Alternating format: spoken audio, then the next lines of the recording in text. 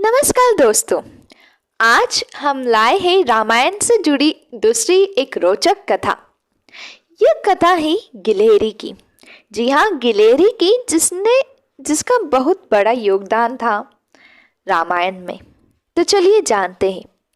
माता सीता का हरण होने के बाद भगवान राम को लंका तक पहुंचने के लिए उनकी वानर सेना जंगल को लंका से जोड़ने के लिए समुद्र के ऊपर पुल बनाने में के काम में लग जाती है।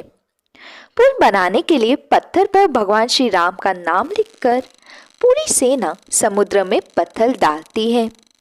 भगवान राम का नाम लिखे जाने की वजह से पत्थर समुद्र में डूबने के बजाय तैरने लगते हैं।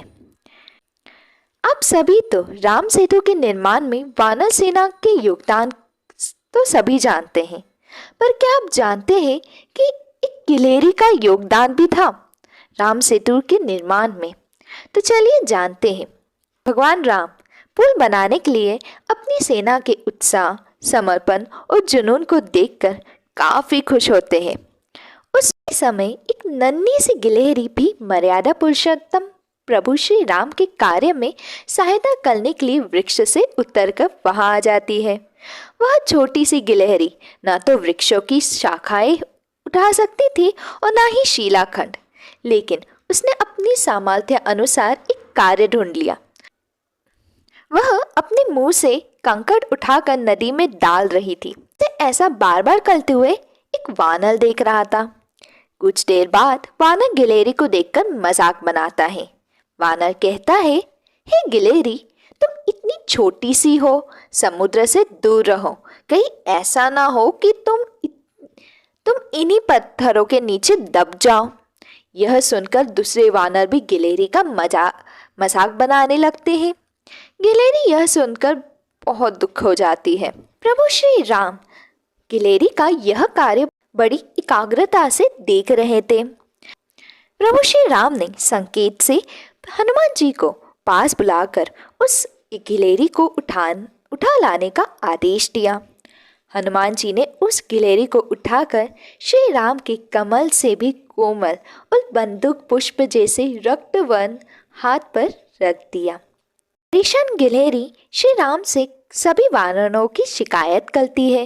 तब भगवान राम खड़े होते और वानर सेना को दिखाते हैं कि गिलहरी ने जिन कंकड़ों व छोटे पत्थरों को फेंका था वो कैसे बड़े पत्थरों को एक दूसरे के साथ जोड़ने का काम कर रहे थे। भगवान राम कहते हैं, अगर गिलहरी इन कंकड़ों को नहीं डालती तो तुम्हारे द्वारा फेंके गए सारे पत्थर इधर उधर बिखरे रहते।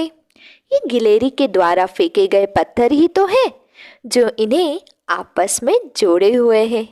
पुल बनाने के लिए गिलहरी का योगदान भी वानर सेना के सदस्य जैसा अमूल्य रहा।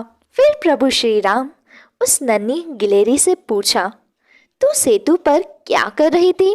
तुझे डर नहीं लगता कि तू किसी वानर या भालू के पैरों तले कुचल सकती है, या कोई वृक्ष या शीला तुझे कुचल सकता है? प्रभु श्री राम की बात सुनकर गिलहरी की खुशी के कारण फूले ना समाये। वह श्री राम जी के कर कमल पर गिरकर बोली, मृत्यु तो 2 बार तो आती नहीं। आपके सेवकों के चरणों के नीचे आकर मेरी मृत्यु हो जाए, यह तो मेरा सौभाग्य है। फिर भगवान राम बड़े ही प्यार से गिलहरी को अपने हाथों से उठाते हैं। फिर गिलहरी के कार्य की सराहना करते हुए श्री राम जी उसकी पीठ पर बड़े ही प्यार से हाथ फेरने लगते हैं। भगवान के हाथ फेरते ही गिलहरी के छोटे से शरीर पर उनकी उंगलियों के निशान बन जाते हैं। तब से ही यह माना जाता है कि गिलहरियों के शरीर पर मौजूद सफेद धारियां कुछ और नहीं बल्कि भगवान राम की उंगलियों के निशान के रूप में मौजूद उनका आशीर्वाद है। तो यह थी रामायण से जुड़ी एक लघु कथा, एक गिलहरी की कथा। तो ऐसे ही और कथाएं